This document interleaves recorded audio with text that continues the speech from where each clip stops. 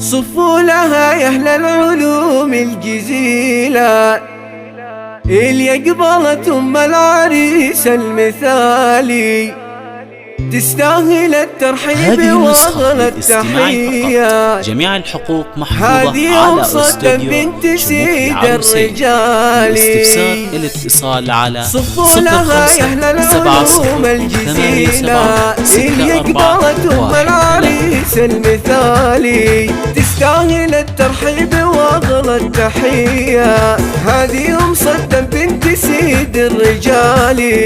أم صدام دي لها عن غير ميزان، معروفة بالطيب والقدر عالي، في فرحها يتفاوح الهيل بالذات، والعود الأزرق في كفوف الدلالي. يم العروس الليلة نلت المسرات، في عرس من هو شال زين الخصالي، صدام وهو ساس الكرم والمروات، ومجلسك البدر فوق المعالي. تهاني عروس صيتها ما يبي ثبات، ونورها يجني سواد الليالي، ذات الحواجب والعيون الكحيلات، بنت الكرام ما يطاولها طالي. لا من تباها بالخوات الفريدات، خوات صدام در بين الليالي، الغاليات ماني فيهن بأبيات،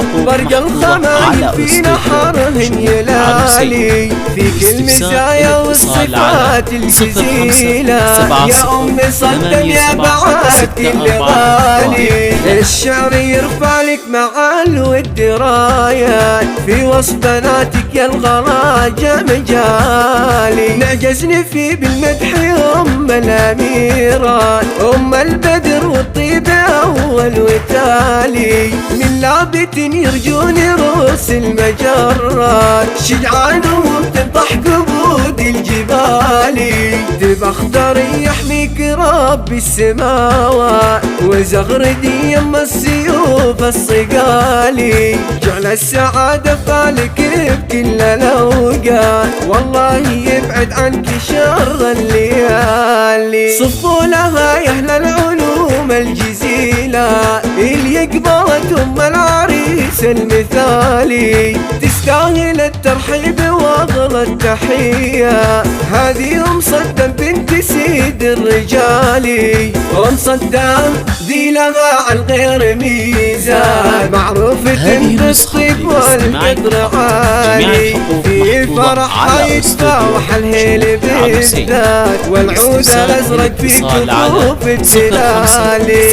يم العروس الليلة نلت المسرات، في عرس من هو شال زين الخصالي، صدام وهو ساس الكرم والمروات، ومجلسك البدر فوق المعالي. تهاني عروس صيتها ما يبي ثبات، ونورها يجني سواد الليالي، ذات الحواجب والعيون الكحيلات، بنت الكرام ما يطاولها طالي. لا من تباها بالخوات الفريدات، خوات صدام در بين الليالي، الغاليات ماني فيهن بأبيات، برق الخمايل في نحرهن يلالي، فيك المزايا والصفات الجزيلة. يا أم صدام يا بعد كل غالي، الشعر يرفع لك مع